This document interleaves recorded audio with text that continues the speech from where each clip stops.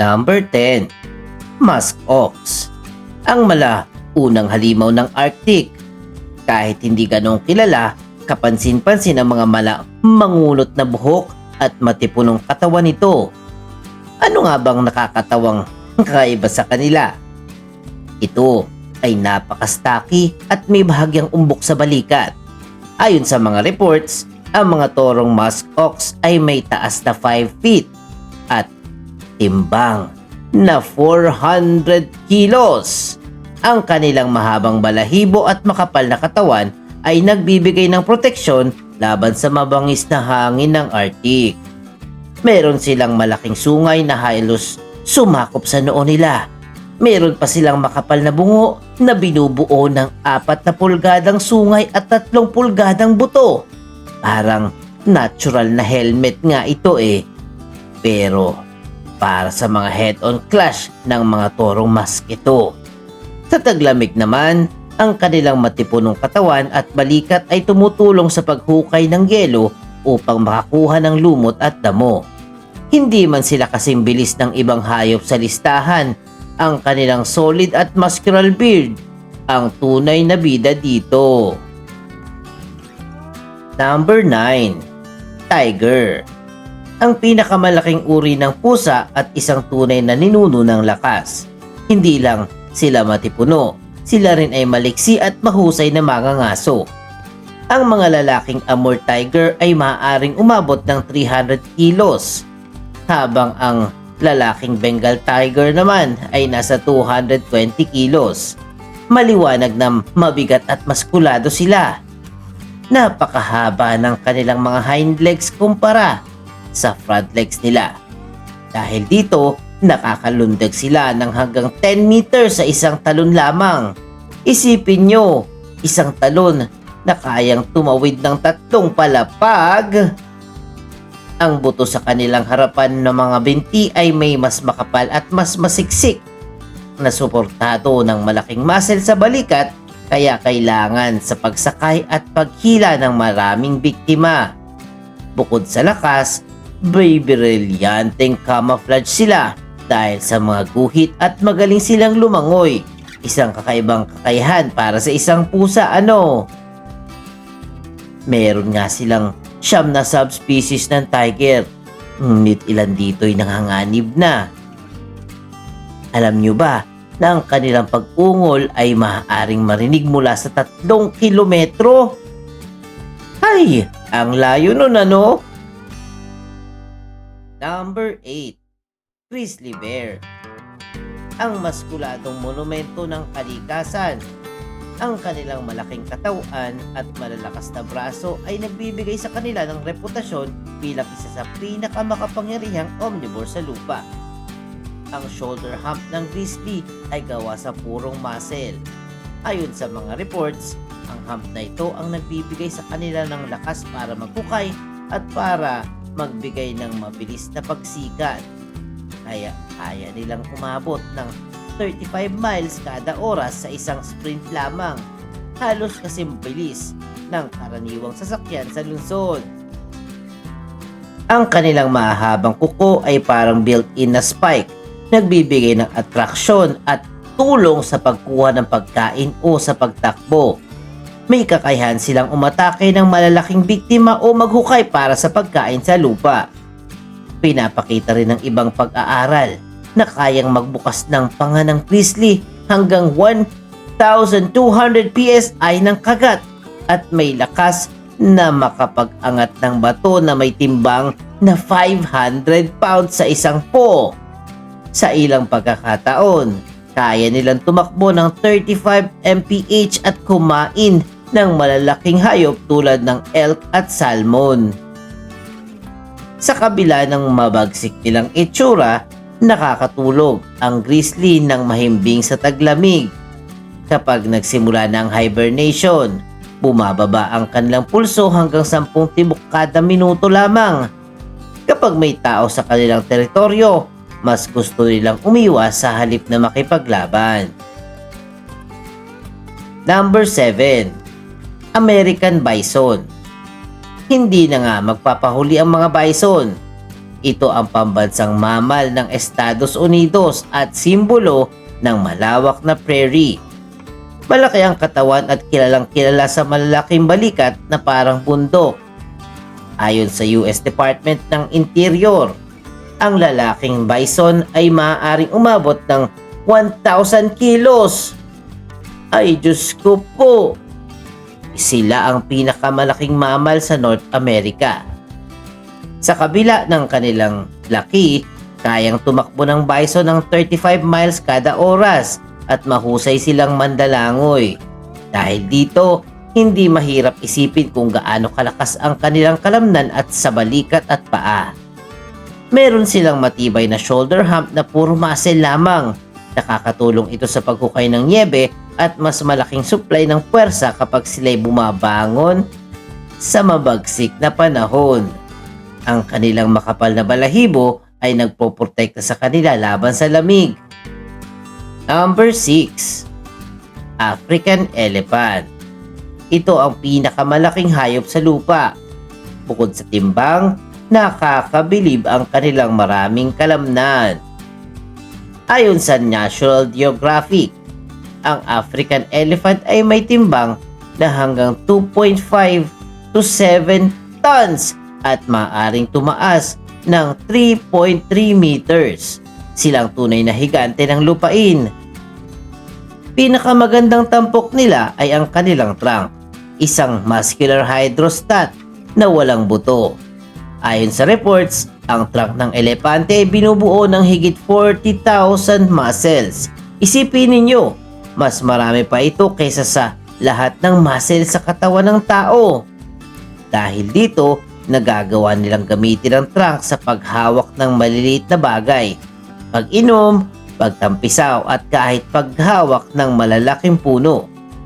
Malaki man ang elepante ay nakaka-impluwensya ito sa ecosystem.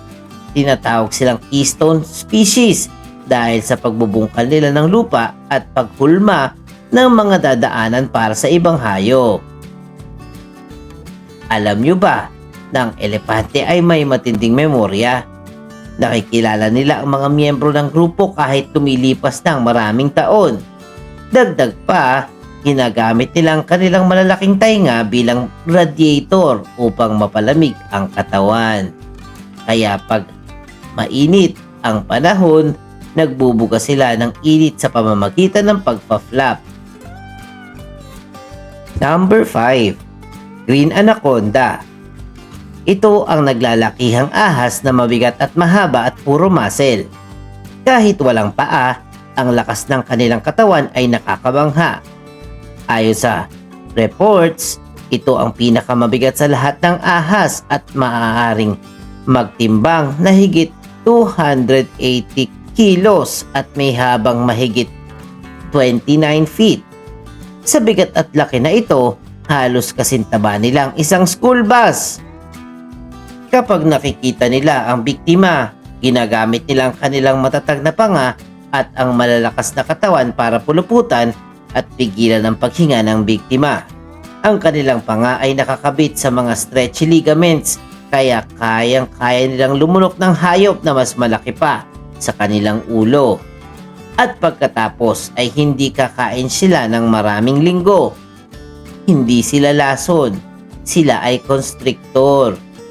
Sa dagat o ilog kaya kaya nilang huminga ng walang hangin hanggang 10 minuto. Number 4. Double Muzzled Cattle or Belgian Blue. Mukhang mga bodybuilder na baka at may scientific na dahilan kung bakit sobrang kanilang muscle.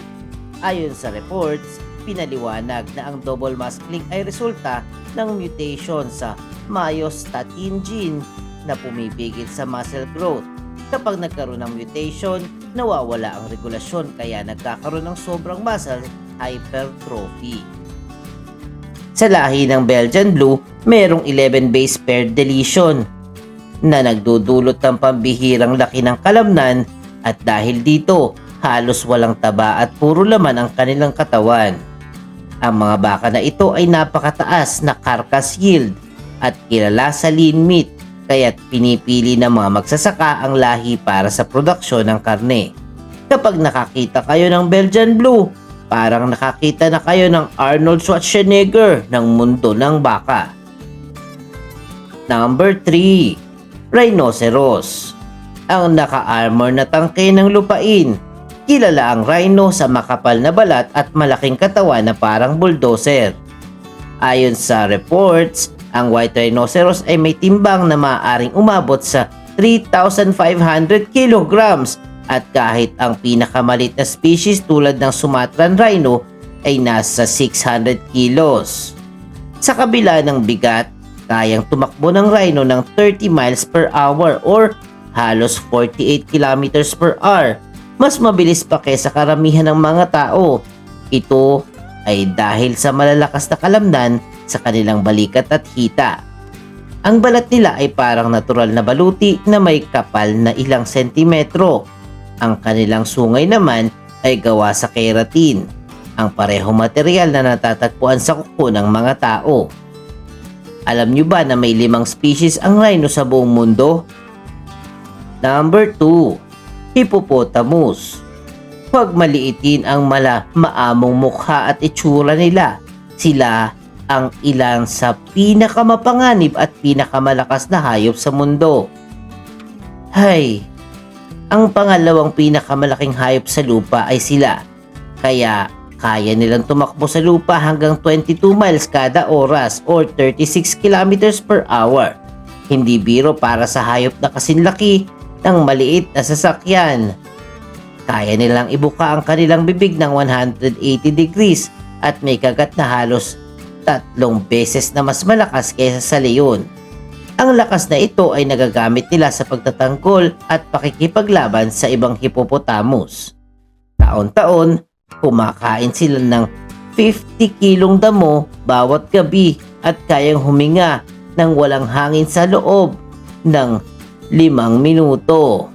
Karamihan sa oras nila ay ginugugol sa tubig upang mapanatiling malamig ang katawan at protektado mula sa tag-araw. Alam nyo ba na ang pangalang hippopotamus ay hango sa wikang Griego na ibig sabihin ay river horse?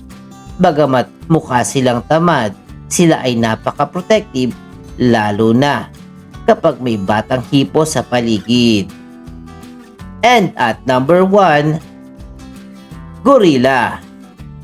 Ang tinanghal natin na number 1 na maskuladong hayop. Hindi lang sila malalaki at maskulado, meron din silang pusong mapagkalinga. Ayon sa reports, ang body strength ng gorilla ay 6 na beses na mas malakas kaysa sa isang adult na tao. Malalaki ang kanilang balikat at dibdib. Ang kanilang braso ay mas malaki ang muscle kumpara sa mga binti. Ang mga lalaking mountain gorilla ay maaaring umabot ng 220 kilos. Ipinakita rin ng ibang pag-aaral na kahit mahahaba ang kanilang braso, mas maiksi ang kanilang binti. Ito'y patunay na nagmula sila sa mga punong kahoy at nakakapag-adapt sa paglalakad gamit ang knuckle walking. Bukod sa pisikal na lakas, kilala ang gorilla sa kanilang pagiging mahinaing. Marunong silang gumamit ng vocalizations at chest beating bilang babala o pag-uugnayan. Ang kanilang pamilya ay binubuo ng silverback na lalaki at mga babaeng may supling. Alam nyo ba na ang gorilla ay may DNA na halos 98% na kapareho ng tao? Sa kabila ng lakas at laki nila, kadalasan silang mapayapa at herbivore. Kumakain ng halaman, prutas, dahon. Kapag natatakot ang kanilang posture, kadalasan naninira lamang sila ng sangkahoy bilang babaya at ayaw nilang manggulo. At ayan, nakilala na natin ang 10 muscle animal ng mundo. O ano, sino ba yung natatakot kayo dyan na muscle animal? Ako kasi takot ako sa gorilla. Kayo, comment nyo na below. At tandaan, may Pinoy dyan, may Pinoy dito, may Pinoy doon, at may Pinoy's World TV.